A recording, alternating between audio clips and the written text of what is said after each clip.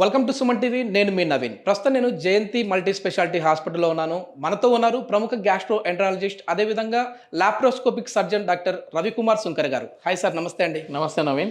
Sir, of the record మీతో ఈరోజు నేను ఒక క్యాన్సర్ గురించి మాట్లాడాలన్నప్పుడు నవీన్ ఖచ్చితంగా మనం దీని గురించి ఒక అవేర్నెస్ తీసుకురావాలని చెప్పేసి అన్నారు. అవును. ముందు ఈ సబ్జెక్ట్ గురించి యాక్సెప్ట్ చేసినందుకు థ్యాంక్స్ అండి. సో కొలాన్ క్యాన్సర్ గురించి ఇప్పుడు మనం మాట్లాడదామండి. ఏంటంటే పెద్ద పేగు క్యాన్సర్, దీని లక్షణాలు ఏ విధంగా ఉంటాయి, అసలు ఈ క్యాన్సర్ అటాక్ అయిన తర్వాత మన బాడీలో శరీరంలో వచ్చే మార్పులు ఏంటి సార్? నమస్తే అండి, నా పేరు డాక్టర్ ఎస్ రవికుమార్. నేను lap and laser general surgeon. మీకు ఇప్పుడు కోలాన్ క్యాన్సర్ గురించి మన నవీన్ మంచి అవేర్నెస్ క్రియేట్ చేయాలి, ప్రజల్లోకి తీసుకెళ్ళాలి అని ఈరోజు మాట్లాడడం జరిగింది. దాని గురించి సరే మనం చేద్దాం, ఇది 10 మందికి పనికొచ్చే పని అనేసి మనం తీసుకొని అవేర్నెస్ స్టార్ట్ చేస్తున్నాము. కోలాన్ అంటే ఏంటి అంటే పెద్ద పేగు. ఈ పెద్ద పేగు అనేది చాలా ఇంపార్టెంట్ మన బాడీలో. ఇది మనకి ఇక్కడ అపెండిక్స్, సీకమ్, తర్వాత అసెండింగ్ సీకము, అసెండింగ్ కోలాన్, తర్వాత ట్రాన్స్వర్స్ కోలాన్, తర్వాత డిసెండింగ్ కోలాన్, తర్వాత సిగ్మాయిడ్ కోలాన్, రెక్టమ్, ఇట్లా చాలా విధాలుగా దీనిలో ఈ మొత్తాన్ని పెద్ద పేగు అంటాం. దీంట్లో చిన్న చిన్న భాగాలుగా ఒక్కొక్క ఏరియాకి సంబంధించి ఒక్కొక్క పేరు పెట్టుకున్నారు. దీంట్లో ఈ కోలాన్లో క్యాన్సర్ అనేది కామన్గా ఎందుకు వస్తుంది అంటే ఈ మధ్యకాలంలో చిన్న వయసులో వస్తుంది. నార్మల్గా ఓల్డ్ ఏజ్లో రావాల్సిన క్యాన్సర్ చిన్న 50 ఇయర్స్కే ఇప్పుడు వచ్చేస్తుంది. Because of same life style modification జరిగిపోయింది. ఎవ్రీథింగ్ ఫాస్ట్ అయిపోయినారు.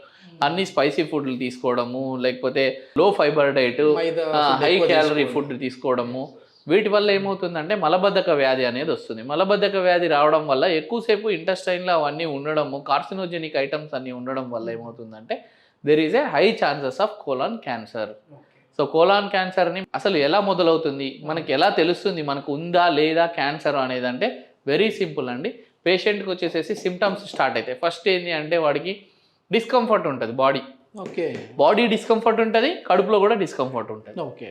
సరే ఇది ఏదో సింపుల్గా ఉందిలే అనుకుంటాం మనం, డిస్కంఫర్ట్ అంతగా తెలియదు.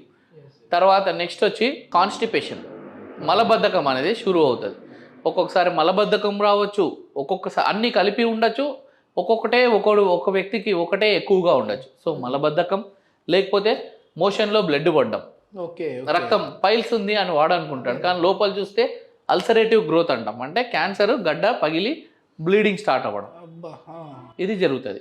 సో బ్లడ్, లేకపోతే ఎక్కువ సార్లు మోషన్ పోవడం, నీరు మ్యూకస్ అంటే జిగురు మోషన్ వస్తూ ఉంటుంది. వాడు ఏందబ్బా ఎన్నిసార్లు మోషన్ వస్తుంది అనుకుంటాడు, కానీ రాకపోయినా ఇబ్బంది, ఎక్కువ వాటర్ లాగా వచ్చినా ఇబ్బంది.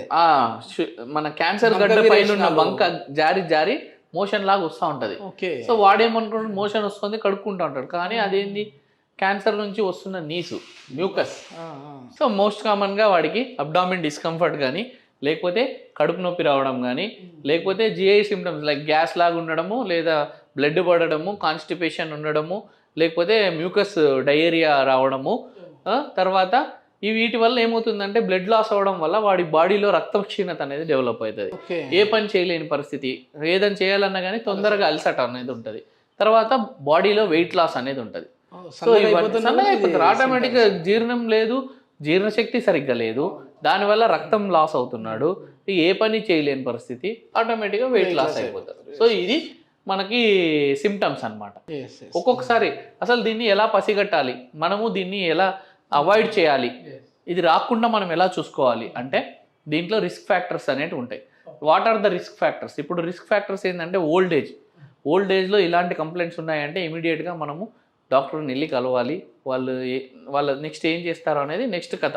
సో ఫస్ట్ డాక్టర్ని మీట్ కావాలి. ఓల్డ్ ఏజ్ ఒకటి, హై ఛాన్సెస్. ఇంకోటి, మనం January 1st 31st నైట్ చేస్తాం కదా, స్మోకింగ్, ఆల్కహాల్, ఇవన్నీ they are very much prone. ఓకేనా?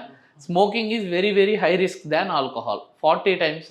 సినర్జిటిక్ ఎఫెక్ట్ వచ్చి 80 times. సో ఇప్పుడు ఆల్కహాల్ తీసుకునే వానికి 2% ఛాన్స్ ఉందనుకోండి క్యాన్సర్ వచ్చేది, స్మోకింగ్ తీసుకునేవానికి 40% ఛాన్స్ ఉందనుకోండి, రెండు కలిపి తీసుకునేవానికి 80% ఛాన్స్ ఉంటుంది.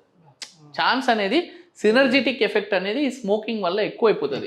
ఆల్కహాల్ తాగేవాడు స్మోకింగ్ హ్యాబిట్ లేకోకుండా గ్రూప్తో కలిసి ఏదో 4-5 స్మోక్ చేసినామంటే వాడి క్యాన్సర్ ఛాన్సెస్ పెరిగిపోతుంది. సో బెటర్ ఆల్కహాలిక్స్ స్మోకింగ్ని క్విట్ చేయండి. స్మోకింగ్ చేసే వాళ్ళు అసలు కంప్లీట్ స్మోకింగ్ క్విట్ చేయండి.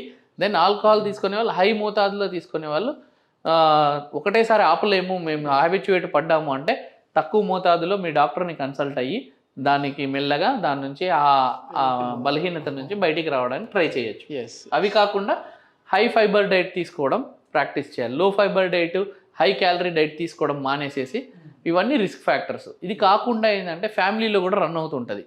ఫ్యామిలీస్లో కొన్ని జీన్స్ ఉంటాయి, ఆ జీన్స్ ఎఫెక్ట్ వల్ల కూడా మనకి ఈ క్యాన్సర్ అనేది ఇది వంశపారంపర్యంగా వస్తుందండి, వచ్చే ఛాన్స్ ఉంది. దీన్ని పాలిప్స్ అనేటివి ఉంటాయి వాళ్ళకి, ఇంటెస్టైన్లో పాలిప్స్ అని ఇట్లా చిన్న చిన్న గడ్డల్లాగా వస్తాయి. ఆ పాలిప్స్ అనేది వాళ్ళకి వంశపారంపర్యంగా తెలిసే ఉంటుంది. లేదా వాడికి ఎప్పుడైనా ఏదో ప్రాబ్లం వచ్చి స్కానింగ్ చేయించినప్పుడు కూడా దాంట్లో కొలనోస్కోపీ అని చేస్తాం, ట్యూబ్ వేసి లోపల ఎండోస్కోపీ ద్వారా. ఆ దాంట్లో పాలిప్స్ ఉండేటివి ప్రమాదం ఉన్నప్పుడు కూడా క్యాన్సర్ కింద అన్ని పాలిప్స్ క్యాన్సర్స్ కావు, కానీ కొన్ని పాలిప్స్ క్యాన్సర్ అయ్యే ఛాన్స్ ఉంటుంది. సో వాటికి బయాప్సీ చేసి అది క్యాన్సరస్ పాలిపా లేకపోతే నాదా కనుక్కొని దానికి అవసరమైతే ప్రివెంటివ్ సర్జరీస్ కూడా చేయించుకోవచ్చు. అంటే ముందే క్యాన్సర్ కంటే రాకముందే సర్జరీ చేసేసి ఆ పాలిప్ ఉన్న ఏరియాని తీసేయడం, ఇలా కూడా మనం చేయొచ్చు. ఇవి రిస్క్ ఫ్యాక్టర్స్ అన్నమాట. సిమ్టమ్స్ మీకు చెప్పాను, ఏంటి ప్రాబ్లం, ఏంటి ట్రీట్మెంట్ ఎట్లా ఉంటుంది సార్, దీనికి చికిత్స ఏంటి? కరెక్ట్. ఇప్పుడు ప్రాబ్లమ్స్తో మీరు వస్తారు, ప్రాబ్లమ్స్తో రాగానే ఫస్ట్ ఎవరైనా చిన్న ప్రాబ్లమ్తో వస్తే వాడికి నీ క్యాన్సర్ ఉందిరా బాబు అయ్యింది అది భయపెట్టుకోకుండా ఫస్ట్ పేషెంట్ని నీట్గా కౌన్సిలింగ్ చేయాలి. ఆయన కాన్ఫిడెన్స్ని గెయిన్ చేసి మంచిగా ఫస్ట్ ఇన్వెస్టిగేషన్స్ చేస్తాం. బ్లడ్ ఇన్వెస్టిగేషన్స్ చేసుకొని అసలు హిమోగ్లోబిన్ పరిస్థితి ఏంటి, రక్తక్షీణత ఉందా బాడీలో ఏంటి, అది చూసుకున్న తర్వాత స్కోపీస్ చేస్తాము, సిటీ స్కాన్ చేస్తాము. స్కోపీస్లో మనం ఈ ఇంటెస్టైన్ ఇక్కడ నుంచి ఎంట్రీ తీసుకొని ఇక్కడ దాకా చూస్తాము. ఒకవేళ ఏదైనా ఉంది అంటే ఆ ఇమేజెస్ వాళ్ళకి చూపించి దాన్ని బట్టి చూసుకుంటాము. నెక్స్ట్ సిటీ స్కాన్లో ఏంటంటే ఏదైనా గ్రోత్ ప్లస్ అబ్స్ట్రక్షన్, దానికి లింఫ్ నోడ్స్ ఇవన్నీ ఏమైనా ఉన్నాయా వాటిని తీసుకుంటాము. నెక్స్ట్ సర్జరీ ప్లాన్ చేస్తాం. ఇది అంటే మరి భయపెట్టే విధంగా ఉంటుందా? ఎందుకంటే ఒకసారి క్యాన్సర్ అటాక్ అయిందంటే అది మరణం వరకు తీసుకెళ్తుంది అని చెప్పి. లేదండి, ఇప్పుడు నౌ సినారియో హ్యాస్ చేంజ్డ్. ఇప్పుడు ఏంటంటే చూడండి, ఇమీడియట్గా మీరు వచ్చిన తర్వాత ఇన్వెస్టిగేషన్స్ అయిపోతాయి. ఇన్వెస్టిగేషన్స్ అయిందంటే సర్జరీతో తీసేయగలమా లేదా అనేది ఉంటుంది. సర్జరీతో తీసేసేపటికి ఛాన్సెస్ ఆఫ్ విన్నింగ్ రేట్ అనేది పెరిగిపోతుంది. దీంట్లో ఫర్ ఎగ్జాంపుల్ ఇటువైపు రైట్ సైడ్ వచ్చింది అనుకోండి గడ్డ, రైట్ హెమికోలెక్టమీ అంటాం. లెఫ్ట్ సైడ్ గడ్డ వచ్చింది అనుకోండి, లెఫ్ట్ హెమికోలెక్టమీ అంటాం. లేదు ఎక్కువగా ఉందనుకోండి, ఎక్స్టెండెడ్ రైట్ హెమికోలెక్టమీ అంటాం. లేదు ఇటువైపు ఎక్కువగా ఉందనుకోండి, ఎక్స్టెండెడ్ లెఫ్ట్ హెమికోలెక్టమీ అంటాం. లేదు సిగ్మాయిడ్లోనే ఉందనుకోండి, సిగ్మాయిడెక్టమీ చేస్తాం. లేదు రెక్టంలో ఉందనుకోండి, దానికి ఏపీఆర్ అనే సర్జరీలు చేస్తాం. లో ఏపీఆర్, లేకపోతే హార్ట్ మ్యాన్ సర్జరీస్. ఇట్లా సర్జరీతో క్లియర్ అయిపోయింది అనుకోండి ఫస్ట్, ఆ స్పెసిమెన్ని మళ్ళీ మనము దీనికి పంపిస్తాం పెథాలజీ వాళ్ళకి. దాంట్లో ఏ స్టేజ్లో డిసీజ్ ఉంది, ఎన్ని లింఫ్ నోడ్స్ పాజిటివ్ వచ్చినాయి అనేది మనకు తెలుస్తుంది. దాన్ని టీఎన్ఎం స్టేజింగ్ అంటాం. మనకి ట్యూమర్ ఏ స్టేజ్లో ఉంది, టీఎన్ఎం స్టేజింగ్లో మనకు తెలిసిపోతుంది ట్యూమర్స్ ఎక్కడున్నాయి, లింఫ్ నోడ్స్ ఎక్కడుంది. ఇది కాకుండా బాడీలో ఎక్కడైనా మెటాస్టాసిస్ అయ్యిందా వేరే చోటికి, సో టీఎన్ఎం స్టేజింగ్ ద్వారా స్టేజ్ తెలుస్తుంది. తర్వాత అది susceptible for radiotherapy or chemotherapy. Radiotherapy ఇచ్చేయడమా, కీమోథెరపీ చేసుకోవడమా, లేదా టార్గెటెడ్ థెరపీ అంటే కొన్ని క్యాన్సర్స్కి కొన్ని టార్గెటెడ్, సో అది ఇవ్వగానే అది సెట్ అయిపోతుంది. ఇంకోటి ఇమ్యూనోథెరపీ. ఇప్పుడు అడ్వాన్స్డ్ ఇమ్యూనోథెరపీ అంటే ఆ సెల్ డిఎన్ఏ తీసుకొని దానికి ఇమ్యూనిటీ యాంటీబాడీస్ క్రియేట్ చేసి దాన్ని ఇచ్చేస్తున్నారు. ఇప్పుడు దీన్ని పర్సనలైజ్డ్ అంటే నీ ఇండివిజువాలిటీకి, నీ క్యాన్సర్కి మాత్రమే ఇది ట్రీట్మెంట్, పర్సనలైజ్డ్ ట్రీట్మెంట్ అంటాం. సో అలా ఇట్ ఈస్ కమింగ్ అడ్వాన్స్.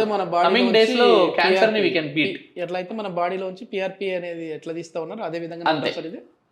ఆ సెల్ కణాన్ని తీసుకెళ్లి ల్యాబ్ లో దానికి ఇది రెడీ చేసి మళ్ళీ మనం ఇంజెక్ట్ చేసుకుంటాం. మంత్లీ 1 ఇంజెక్షన్ పడుతుంది. అట్లా స్లోగా ఇది అండర్ ఇమ్యూనోథెరపీ కొన్ని దాంట్లోకి వచ్చేసింది. Personalised treatment is under trials. ఒక్కసారి అది వచ్చిందంటే క్యాన్సర్ని కంప్లీట్గా బీట్ చేసే ఛాన్సెస్ కూడా ఉంది. Super sir. ఎందుకంటే చాలామంది భయపడిపోతూ ఉంటారు, మీకు ఈ క్యాన్సర్ పలానా కులాన్ క్యాన్సర్ ఉంది అనగానే ముందు ఆ భయానికే సగం వాళ్ళు నీరసం అయిపోతారు, అనారోగ్యానికి గురి అయిపోతారు. సో చాలా మందికి అర్థవంతంగా చాలా మంచిగా ఎక్స్ప్లెయిన్ చేస్తారు sir. Thank you sir. Thank you.